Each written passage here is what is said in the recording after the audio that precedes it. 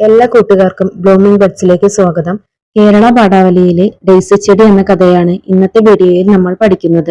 ഈ ഒരു പാഠഭാഗത്തിന്റെ പ്രവർത്തനമായ വാക്യങ്ങളുടെ അർത്ഥങ്ങൾ കണ്ടെത്തൽ, ഉപന്യാസം തയ്യാറാക്കൽ എന്നിവ ഈ വീഡിയോയിൽ ഉൾപ്പെടുത്തിയിട്ടുണ്ട്. ശരി, നമുക്ക് പാഠത്തിലേക്ക് പോകാം. നമുക്ക് കിളിയും പൂവും തമ്മിലുള്ള സ്നേഹത്തിന്റെ കഥ വായിക്കാം. കഥയുടെ പേര് ഡെയ്സി ചെടി. നാട്ടിൻ പുറത്ത് പാതയോരത്തുള്ള ആ സുന്ദരമായ വീടിന് മുന്നിൽ ഒരു പൂന്തോട്ടമുണ്ട്. ചുറ്റും വേലി കെട്ടി ഭംഗിയാക്കിയിരിക്കുന്നു.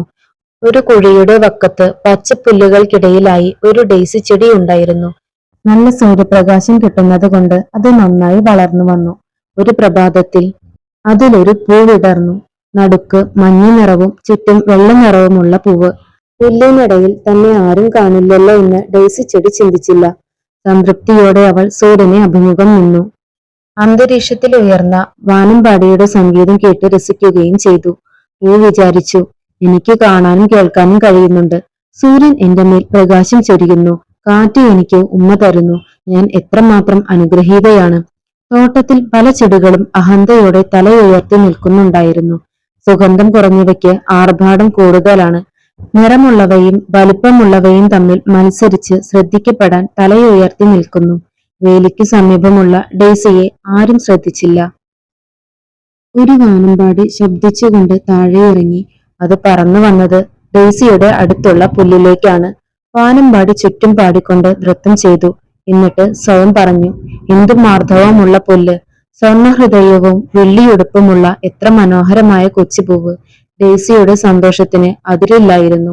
പക്ഷിപ്പൂവിന് ഉമ്മ കൊടുത്തു, പാട്ടുപാടി, എന്നിട്ട് നീലാകാശത്തിലേക്ക് പറന്നുയർന്നു. പാതി നാണത്തോടും നിറഞ്ഞ സന്തോഷത്തോടും കൂടി അവൾ തോട്ടത്തിലെ മറ്റു പൂക്കളെ നോക്കി. മറ്റു പൂക്കളുടെ മുഖം കോപം കൊണ്ട് ചുവന്നു. ചിലർ അസൂയ കൊണ്ട് മുഖം തിരിച്ചു. ഒരു കൊച്ചു പൂവായതിലും പുല്ലുകൾക്കിടയിൽ വളരാൻ കഴിഞ്ഞതിലും ഡെയ്സിക്ക് സന്തോഷം തോന്നി. സൂര്യൻ അസ്തമിച്ചപ്പോൾ അവൾ ഇതളുകൾ മടക്കി ഉറക്കമായി. രാത്രി മുഴുവനും അവൾ സൂര്യനെയും വാനമ്പാടിയെയും സ്വപ്നം കണ്ടു. പിറ്റേന്ന് പ്രഭാതത്തിൽ വാനമ്പാടിയുടെ ശബ്ദം വീണ്ടും കേട്ടു. പക്ഷേ അതിന്റെ പാട്ട് തികച്ചും ദുഃഖപൂർണമായിരുന്നു. അതിനു കാരണമുണ്ടായിരുന്നു. ആ വാനമ്പാടിയെ ഒരാൾ പിടിച്ചു കൂട്ടിലാക്കി. സ്വതന്ത്രവും ആഹ്ലാദകരവുമായ സഞ്ചാരത്തെക്കുറിച്ചും പച്ചവയലിലെ ധാന്യമണികളെ കുറിച്ചും ഓർത്ത് പക്ഷി വിലപിച്ചു. ആകാശത്തിൽ ഉയർന്നു പറക്കാൻ കഴിയാതെ ആ പാവം ഇടുങ്ങിയ കൂട്ടിൽ തടവുകാരനായി. ഡെയ്സി ചെടി പരിസരത്തിന്റെ സൗന്ദര്യമൊക്കെ മറന്നു. സൂര്യന്റെ ഇളം ചൂടും തന്റെ ഇതളുകളുടെ ഭംഗിയും മറന്നു. തടവിലാക്കപ്പെട്ട പക്ഷിയെക്കുറിച്ച് മാത്രമായി ചിന്ത. തനിക്ക് അതിനെ രക്ഷപ്പെടുത്താൻ കഴിയില്ലല്ലോ എന്നും അവൾക്ക് തോന്നി. ആ സമയം രണ്ടാൺകുട്ടികൾ അവിടെ എത്തി. അവർ ഡെയ്സിക്ക് ചുറ്റും ആഴത്തിൽ മണ്ണ് വെട്ടിയെടുക്കാൻ തുടങ്ങി. അങ്ങനെ പുൽത്തകിടിയോടൊപ്പം ഡെയ്സി കിളിയുടെ കൂട്ടിലെത്തി. കൂട്ടിലെ കിളി നഷ്ടപ്പെട്ട സ്വാതന്ത്ര്യത്തെ പറ്റിയോർത്ത് കരഞ്ഞ് ഇരുമ്പഴികളിൽ ചിറകിട്ടടിച്ചു. കൊച്ചുപൂവിനാകട്ടെ സംസാരിക്കാൻ കഴിയാത്തതുകൊണ്ട് ആശ്വസിപ്പിച്ച് ഒരു വാക്ക് പറയാൻ പറ്റിയതുമില്ല. രാവിലെ മുഴുവൻ അങ്ങനെ കഴിഞ്ഞു. ഇവിടെ ഒരു തുള്ളി വെള്ളമില്ല, വാനമ്പാടി കരഞ്ഞു പറഞ്ഞു. ആശ്വാസത്തിന് തണുത്ത പുല്ലിൽ കിളി ചുണ്ടമർത്തി. എന്നിട്ട് ഡെയ്സിയുടെ നേരെ നോക്കി തല കുനിച്ചു പറഞ്ഞു, പാവം പൂവേ, നീയും ഇവിടെ കിടന്ന് കരിഞ്ഞു പോകുമല്ലോ. എനിക്കുണ്ടായിരുന്ന വലിയ ലോകത്തിനു പകരം നിന്നെയും ഈ പുൽത്തകിടിയെയും അവർ എനിക്ക് തന്നു. ഒരു പുൽനാമ്പ് എനിക്കിപ്പോൾ വൻ മരമാണ്. നിന്റെ ഓരോ ഇതളും എനിക്കൊരു പൂവാണ്. കഷ്ടം. എനിക്ക് നഷ്ടപ്പെട്ടതിന്റെ വില ഞാൻ ഇപ്പോൾ അറിയുന്നു. എനിക്ക് ഈ പക്ഷിയെ ആശ്വസിപ്പിക്കാൻ കഴിഞ്ഞെങ്കിൽ, ഡെയ്സി വിചാരിച്ചു. വൈകുന്നേരമായി. എന്നിട്ടും ഒരു തുള്ളി വെള്ളം പോലും കിളിക്ക് കൊടുക്കാൻ ആരും എത്തിയില്ല. ചിറകുകൾ വിടർത്തി അത് ഭ്രാന്തമായി പിടഞ്ഞു. അതിന്റെ പാട്ട് വിലാപമായി മാറി. തല പൂവിന് നേരെ ചാഞ്ഞു. ദാഹം കൊണ്ടും മോഹം കൊണ്ടും അതിന്റെ ഹൃദയം പൊട്ടിയിരുന്നു. ഡെയ്സിക്ക് തലേന്നത്തെ രാത്രി പോലെ ഇതളുകൾ മടക്കി ഉറങ്ങാൻ പറ്റിയില്ല. രണ്ടു കുട്ടികളും പിറ്റേന്ന് പ്രഭാതത്തിലാണ് എത്തിയത്. മരിച്ചു കിടക്കുന്ന കിളിയെ നോക്കി അവർ വിലപിച്ചു. ഒരു ശവക്കുഴിയുണ്ടാക്കി അത് പൂക്കൾ കൊണ്ട് അലങ്കരിച്ചു. ഒരു ചുവന്ന പെട്ടിയിൽ പക്ഷിയുടെ ശരീരം വെച്ച് ശവസംസ്കാരം നടത്തി. പുൽത്തട്ട് ഡെയ്സി ചെടിയോടൊപ്പം അവർ നിരത്തിലേക്ക് വലിച്ചെറിഞ്ഞു. പക്ഷിയെ സ്നേഹിക്കുകയും സാന്ത്വനപ്പെടുത്താൻ ശ്രമിക്കുകയും ചെയ്ത പാവം പൂവിനെ കുറിച്ച് ആരും ഓർത്തില്ല. ആൻഡേഴ്സൺ കഥകൾ, വിവർത്തനം എ. വിജയൻ. ഒരു കിളിയും പൂവും തമ്മിലുള്ള സ്നേഹബന്ധത്തിന്റെ കഥയാണ് ഡെയ്സി ചെടി. പുല്ലുകൾക്കിടയിൽ ആരും ശ്രദ്ധിക്കപ്പെടാതെ വളർന്ന ഡെയ്സി ചെടിയെ സ്നേഹം കൊണ്ട് ഉമ്മയിക്കുന്ന വാനമ്പാടിയും കൂട്ടിലകപ്പെട്ട വാനമ്പാടിയെ ഒരു വാക്ക് കൊണ്ടുപോലും ആശ്വസിപ്പിക്കാൻ കഴിയാത്ത ഡെയ്സി ചെടിയുമാണ് ഈ കഥയിലെ പ്രധാന കഥാപാത്രങ്ങൾ. പ്രകൃതിയിലെ ജീവജാലങ്ങൾ തമ്മിലുള്ള പരസ്പര സ്നേഹത്തിനപ്പുറം ഓരോ ജീവജാലങ്ങൾക്കും ഈ പ്രകൃതിയിൽ ജീവിക്കാനുള്ള അവരുടേതായ സ്വാതന്ത്ര്യമുണ്ട് എന്നും ഈ കഥയിലൂടെ കഥാകൃത്തായ എ വിജയൻ നമ്മളോട് പറയുന്നു. ഇനി ഈ കഥയിലെ പ്രവർത്തനങ്ങൾ. കഥയോടൊപ്പം കഥ ഒന്നോ രണ്ടോ തവണ മൗനമായി വായിക്കുക. പല ഭാഗങ്ങളായി വായിച്ച് അവതരിപ്പിക്കൂ. അപ്പോൾ ഈ കഥ കൂട്ടുകാർ നന്നായി വായിക്കുക. വായിച്ചതിനു ശേഷം ക്ലാസ്സിൽ ഉച്ചത്തിൽ വായിച്ച് അവതരിപ്പിക്കുക. അടുത്ത പ്രവർത്തനം. വരികൾക്കിടയിൽ ഒരു പുൽനാമ്പ് എനിക്കിപ്പോൾ വൻമരമാണ്, നിന്റെ ഓരോ ഇതളും എനിക്കൊരു പൂവാണ്. ആരാണിങ്ങനെ പറയുന്നത്? ഏതു സന്ദർഭത്തിൽ? ഈ വാക്യങ്ങളിൽ നിന്ന് നിങ്ങൾക്ക് മനസ്സിലായതെന്തെല്ലാം എഴുതി നോക്കൂ. ഇത്തരം വാക്യങ്ങൾ ഈ പാഠത്തിൽ ഇനിയുമുണ്ട്. കണ്ടെത്തി അവയെക്കുറിച്ചും എഴുതൂ. ഉത്തരം. കൂട്ടിൽ കിടക്കുന്ന വാനമ്പാടിയാണ് ഇങ്ങനെ പറഞ്ഞത്. പ്രകൃതിയെ സ്നേഹിച്ചും സ്വാതന്ത്ര്യം ആസ്വദിച്ചും മനോഹരമായ പാട്ടുപാടിയും നടന്നിരുന്ന വാനമ്പാടിയെ രണ്ട് കുട്ടികൾ ചേർന്ന് കൂട്ടിലടയ്ക്കുന്നു. ദുഃഖവും ദാഹവും സഹിക്കവയ്യാതെ വാനമ്പാടിയുടെ പാട്ട് വിലാപഗാനമായി മാറുന്നു. പക്ഷിക്ക് കഴിക്കാനായി കുട്ടികൾ ഡെയ്സി ചെടിയെ പറിച്ചു കൂട്ടിൽ വെച്ച് കൊടുക്കുന്നു.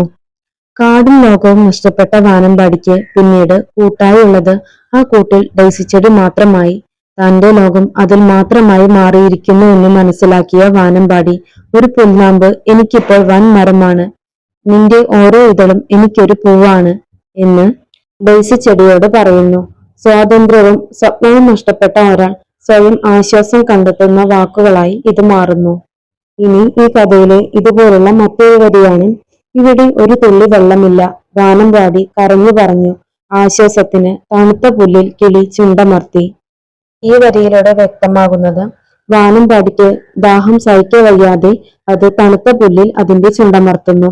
ദാഹം സഹിക്കവയ്യാതെ ഒരു ആശ്വാസം എന്നോളമാണ് തണുത്ത പുല്ലിൽ അതിന്റെ ചുണ്ടുകൾ അമർത്തുന്നത്. അടുത്തത് ഉപന്യാസം തയ്യാറാക്കാനുള്ള പ്രവർത്തനമാണ്. പ്രകൃതി പാഠങ്ങൾ. മണ്ണിന്റെ കിനാവുകൾ എന്ന കവിതയിലൂടെ നമ്മൾ പരിചയപ്പെട്ടത് പ്രകൃതിയുടെ സൗന്ദര്യമാണ്. കാട്ടിലെ മഴ എന്ന അനുഭവക്കുറിപ്പിലൂടെ മഴയുടെ സൗന്ദര്യവും ഡെയ്സി ചെടി എന്ന പാഠത്തിൽ പരസ്പര സ്നേഹത്തിന്റെ മനോഹരമായ ആവിഷ്കാരവും കാണാം. ഈ 3 പാഠങ്ങളെ അടിസ്ഥാനമാക്കി പ്രകൃതി പാഠങ്ങൾ എന്ന ഒരു ലഘു ഉപന്യാസം തയ്യാറാക്കൂ. ഉപന്യാസം തയ്യാറാക്കുമ്പോൾ ശ്രദ്ധിക്കേണ്ടത് ഒരു തലക്കെട്ട് വേണം, ആമുഖം വേണം, അതുപോലെ തന്നെ ഖണ്ഡികയാക്കി എഴുതുകയും വേണം. ഇനി ഉപന്യാസം എങ്ങനെ എഴുതാമെന്ന് നോക്കാം. ഉപന്യാസത്തിന് പ്രകൃതി പാഠങ്ങൾ എന്ന തലക്കെട്ട് നൽകാൻ മറക്കരുത്. ഞാൻ ഇവിടെ ഉപന്യാസം എഴുതിയത് ഇങ്ങനെയാണ്. പ്രകൃതി പലപ്പോഴായി പല പാഠങ്ങൾ നമ്മെ പഠിപ്പിക്കുന്നു. പ്രകൃതിയുടെ സൗന്ദര്യത്തിലൂടെയും പ്രകൃതിയുമായുള്ള പരസ്പര ബന്ധത്തിലൂടെയുമാണ് നമുക്ക് ആ പാഠങ്ങൾ പഠിക്കാൻ കഴിയുന്നത്. ചിലപ്പോഴെങ്കിലും നഷ്ടപ്പെടലുകളുടെ വേദനയിലൂടെയും പ്രകൃതി നമ്മെ ചില പാഠങ്ങൾ പഠിപ്പിക്കുന്നു. ഇങ്ങനെ പ്രകൃതിയെക്കുറിച്ച് പഠിപ്പിച്ച 3 പാഠങ്ങളാണ് മണ്ണിന്റെ കിനാവുകൾ, കാട്ടിലെ മഴ, ഡെയ്സി ചെടി എന്നിവ. പി. മധുസൂദനൻ നായരുടെ മണ്ണിന്റെ കിനാവുകൾ എന്ന കവിതയിൽ പൂക്കളെ കുറിച്ചാണ് പറയുന്നത്. പൂക്കളുടെ സൗന്ദര്യത്തെക്കുറിച്ചും മഹത്വത്തെക്കുറിച്ചും ഈ കവിതയിലുടനീളം പറയുന്നു. നീലാകാശം മിഴികളിൽ ഉള്ളവർ, നീർക്കണങ്ങൾ കൊണ്ട് മാല ചാർത്തുന്നവർ, ഏത് ചൂടിലും വാടാതെ നിൽക്കുന്നവർ, ഏതിരുട്ടിലും പുഞ്ചിരിക്കുന്നവർ എന്നിങ്ങനെയാണ് പൂക്കളെ കുറിച്ച് കവിതയിൽ പറയുന്നത്. ഓരോ ദിവസവും വിരിയുന്ന ഈ പൂക്കളെല്ലാം തന്നെ മണ്ണിന്റെ മക്കളാണെന്നും കവി പറയുന്നു. വേനൽ മഴ പ്രകൃതിയിൽ ഉണ്ടാക്കുന്ന മാറ്റങ്ങളെ കുറിച്ചുള്ള അനുഭവക്കുറിപ്പാണ് ഈ സോമനാഥന്റെ കാട്ടിലെ മഴ. ഉണങ്ങി നശിച്ച കാടിനെയും വറ്റി വരണ്ട പുഴയെയും ഒരു വേനൽ മഴയ്ക്ക് എത്രത്തോളം മാറ്റങ്ങൾ കൊണ്ടുവരാൻ കഴിഞ്ഞു എന്ന് ഈ കഥയിൽ വ്യക്തമായി അവതരിപ്പിച്ചിരിക്കുന്നു. ഇതിലൂടെ പ്രകൃതിയും മഴയും തമ്മിലുള്ള ബന്ധത്തെയാണ് സൂചിപ്പിക്കുന്നത്. ഒരു കിളിയും പൂവും തമ്മിലുള്ള സ്നേഹബന്ധത്തിന്റെ കഥയാണ് എൻ വിജയന്റെ ഡെയ്സി ചെടി. പുല്ലുകൾക്കിടയിൽ ആരും ശ്രദ്ധിക്കപ്പെടാതെ നിൽക്കുന്ന ഡെയ്സി ചെടിയെ ആശ്വസിപ്പിക്കുന്ന വാനമ്പാടിയെയും കൂട്ടിൽ അകപ്പെട്ട വാനമ്പാടിയെ ഒരു വാക്കുകൊണ്ടുപോലും ആശ്വസിപ്പിക്കാൻ കഴിയാതെ നിൽക്കുന്ന ഡെയ്സി ചെടിയെയും നമുക്ക് ഈ കഥയിൽ കാണാം. പ്രകൃതിയിലെ ജീവജാലങ്ങൾ തമ്മിലുള്ള സ്നേഹബന്ധത്തെ കുറിച്ച് പറയുന്നതിനോടൊപ്പം തന്നെ പ്രകൃതിയിലെ ചില നഷ്ടപ്പെടലുകളെ കുറിച്ചും ഈ കവിതയിൽ പറയുന്നു. ഈ 3 പാഠങ്ങളിലൂടെയും പ്രകൃതിയുടെ വ്യത്യസ്ത മുഖങ്ങളെയാണ് നമുക്ക് കാണിച്ചു തരുന്നത്. അപ്പോൾ കൂട്ടുകാരെ, ഇന്നത്തെ വീഡിയോയിൽ ഡെയ്സി ചെടി എന്ന കഥയും അതിൽ വരുന്ന പ്രവർത്തനങ്ങളുമാണ് നമ്മൾ പഠിച്ചത്.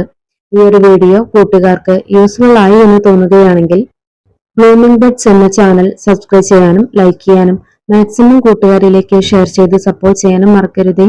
വീണ്ടും നമുക്ക് അടുത്ത വീഡിയോയിൽ കാണാം. താങ്ക്